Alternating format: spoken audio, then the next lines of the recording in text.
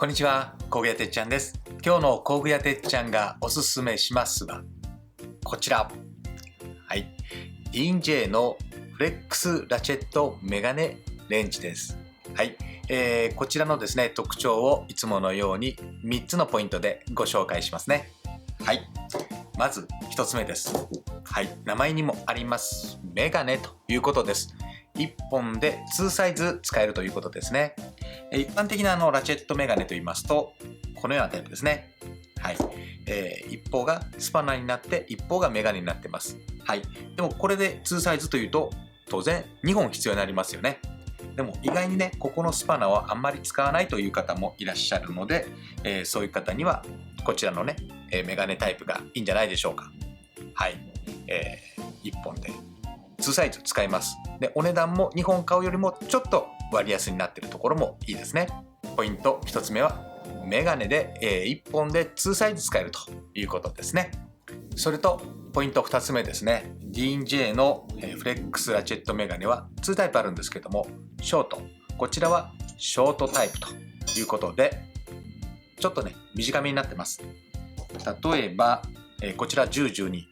ね、1012です。当ミリのラチェットメガネと比べても、ね、こんな感じでちょっとね、短めになってます。12もこんな感じで短めになってますね。はい、こちらサイズのラインナップですけれども、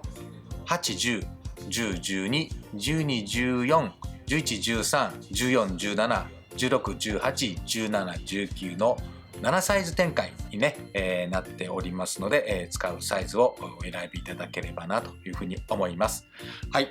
そしてポイント3つ目、ロング。ロングは長めになってますね。これね14、17なんですが、ディーンの超ロングメガネね、14、17と比べてもはい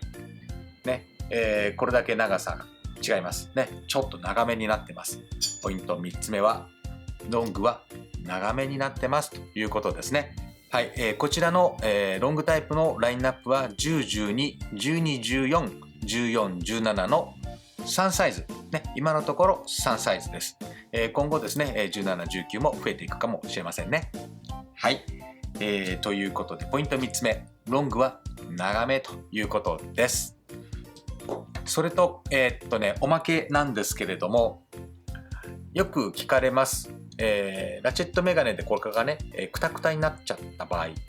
これの直し方なんですけれども、ディーンとか D&J はですねここがねキャップスクリュー、ね、六角穴付きボルトで止まってます。はい、ですからここをね外すことができるんですね。心理的にここが緩くなるとここを締めようというふうに思うかもしれませんけども、これ締めてもねここ縮まらないです。ここを外していただくんですね。そうすると中に見えますか、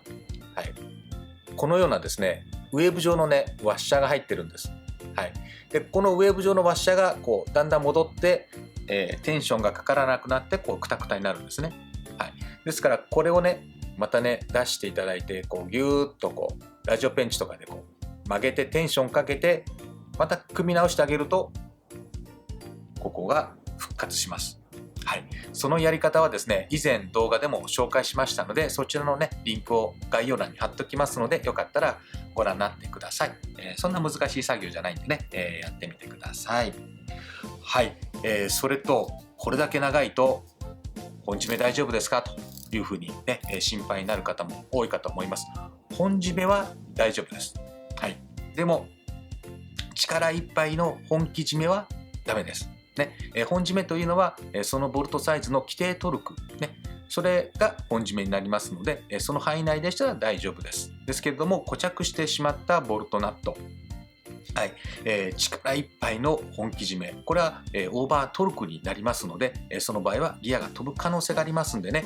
別の工具を使っていただければなというふうに思います。便利な工具なんで、上手に使っていただきたいなというふうに思います。はい、ということで、